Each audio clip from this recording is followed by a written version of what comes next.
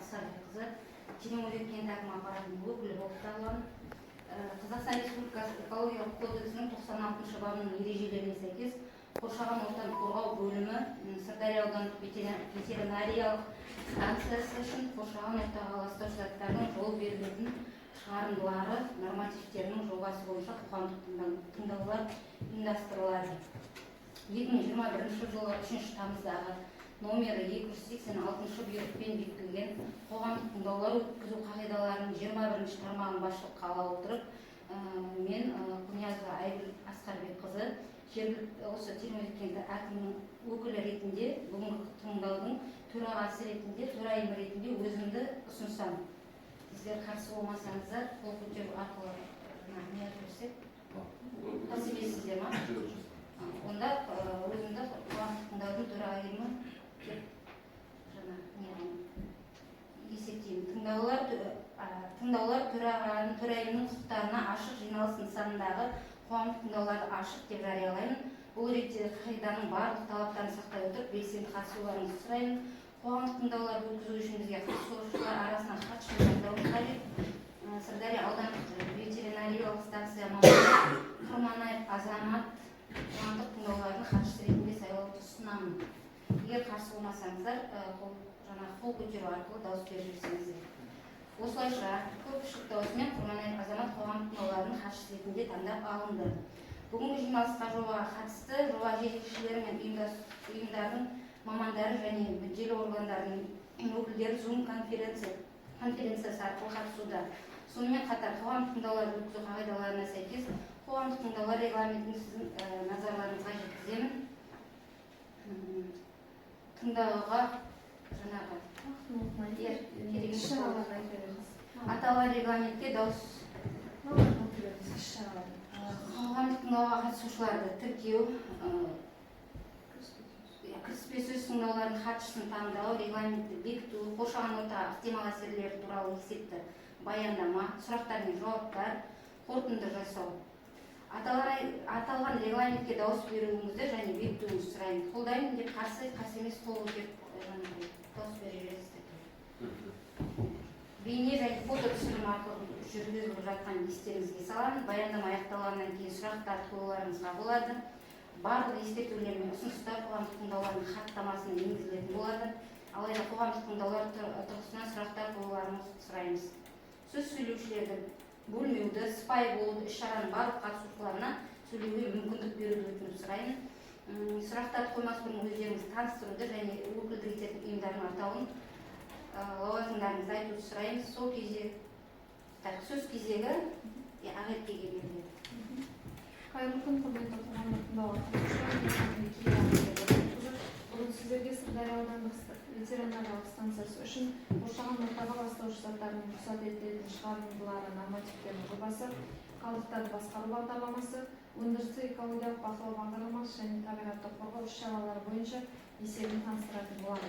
Оператор туралы жалпы мәлімет. Оператор қызметінің негізгі саласы жануарлар ауруларының алдын алу және жою жөніндегі ветеринариялық профилактикалық іс-шаралар, ауыл шаруашылығы жануарларын таңбалау, чиптеу, таңбалау рәсімдері, жануарлардың жұқпалы аурулары туындаған жағдайда инфекция ошақтарын тез жою мақсатында карантиндік және де басқа да ветеринариялық санитариялық іс-шаралар жүргізеді.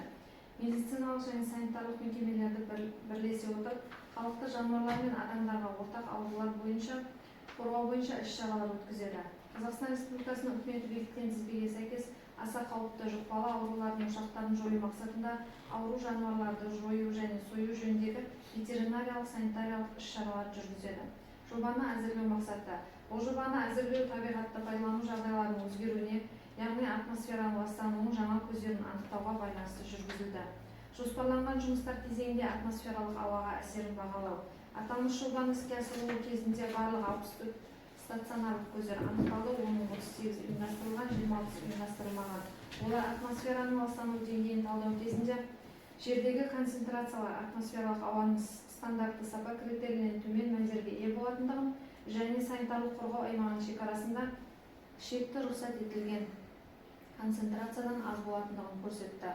Кәсіпорын бойынша 2025 және 2034 жылдарға арналған жалпы жылдық шығарындылары 21 тоннаны құрайды және оларды Сырдария аудандық ветеринарлық станциясы үшін шекті жол берілетін шығарындылар нормативтер ретінде қабылдау ұсынылады. Кәсіпорынның балансында Сырдария ауданының аумағында бір ветеринариялық станция және 13 ветеринарлық пункт бар. Ветеринарлық пункттер аймағында бір крематорий, бір жылжымалы инсинератор және 8 ветеринарлық пунктте биотермиялық шұңқырлар орнатылған. 2025 және 2034 жылдарға арналған қалдықтарды жинақтау лимиттері. Қалдықтарды басқару бағдарламасының жобасы. Өмірлік циклдің барлық кезеңдерінде қалдықтардың түзілуін, қозғалысын есепке алу және бақылау жүйесін оңтайландыру, қалдықтарды физика-химиялық қасиеттері бойынша сұрыптау, сәйкес келмейтін қалдықтарды қосымша қайта өңдеуге жіберу, өндіріс және тұтыну қалдықтарының мамандандырылған компанияларға уақыты берілуін бақылау, қалдықтарды жинақтау және қалдықтарды кейіннен кәдеге жарату, қайта өңдеу немесе жою үшін арнайы белгіленген орындарда жинау. Жоғарыда айтылған қалдықтарды басқару бағдарламасын орындаған кезде бұл қоршаған орта компоненттерінің ластануын төмендетеді немесе толығымен жояды. Қоршаған ортаны қорғау жөнінде 2025 және 2034 жылдарға арналған іс-шаралар жоспары. Шекарадағы атмосфералық ауаның шығарындыларының әсерін аспаптық бақылау, автокөліктің уыттылығын тексеру, техникалық су шығынын есепке алу енгізу, аумақты және санитарлық қорғау аймағын қоқыстан тазарту, аумақты абаттандыру және көгалдандыру, өндірісті экологиялық бақылау бойынша есептер жасау, экологиялық ағартумен айналысатын мамандардың біліктілігін арттыру, экологиялық мерзімді басылымдарға жазылып, көрнекі үгіт плакаттар мен қоршаған ортаны қорғау жөнінде құралдарды сатып алу. Осы шаралар сақтау жоспарланған жұмыстар кезеңінде қоршаған ортаға әсерді барынша азайтуға мүмкіндік береді. Өндірістік экологиялық бақылау бағдарламасы. Қазақстан Республикасының экологиялық кодексінің 182 бабына сәйкес өндірістік экологиялық бақылаудың мақсаттары: ішкі экологиялық саясатқа, қоршаған ортаға ықтимал әсер ететін өндірістік процестерді бақылауға және реттеуге қатысты шешімдер қабылдау үшін ақпарат алу, Қазақстан Республикасының экологиялық заңнамасының талаптарын сақталуын қамтамасыз ету, өндірістік процестердің қоршаған ортаға, адамдардың өміріне немесе денсаулығына теріс әсерін барынша азайту, табиғи және энергетикалық ресурстарды пайдалану тиімділігін арттыру, штаттан тыс жағдайларға жедел алдын алуға ден қою, объектінің операторы, басшылары мен қызметкерлерінің экологиялық ақпараттылығы мен жауапкершілігін неғұрлым жоғары деңгейін қалыптастыру, кәсіпорынның экологиялық қызметі туралы жұртшылықты хабардар ету және экологиялық менеджмент жүйесінің тиімділігін арттыру. Осы жоғарыда келтірілген материалдар негізінде келесі қорытындылар жасауға болады. Рұқсат етілген шығарындылар нормативтерінің жобасы Қазақстан Республикасының қолданыстағы табиғатты қорғау заңнамасының талаптарына сәйкес қоршаған ортаға теріс әсерді қысқарту мақсатында орындалды. Осы жобада технологиялық процестердің қоршаған орта компоненттеріне әсері қарастырылып бағаланады. Жүргізілген жұмыстарда талдау көрсеткендей, осы объектінің өндірістік қызметі кезінде теріс әсер етсек, жоспарланған жұмыстар аумағында ғана атмосфералық ауасына әсер етеді. Кәсіпорынның топыраққа, өсімдіктерге және жануарлар әлеміне әсері шамалы.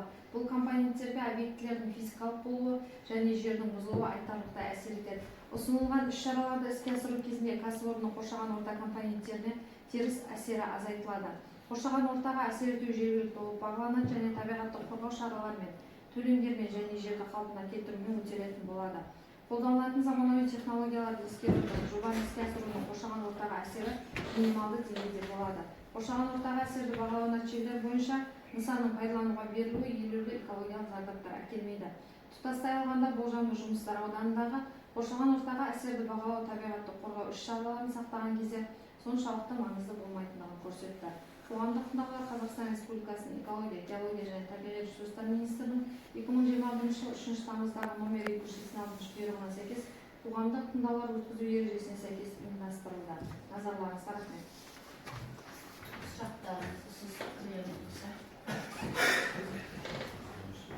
Алма ханым, сұрақ бар ма сізде?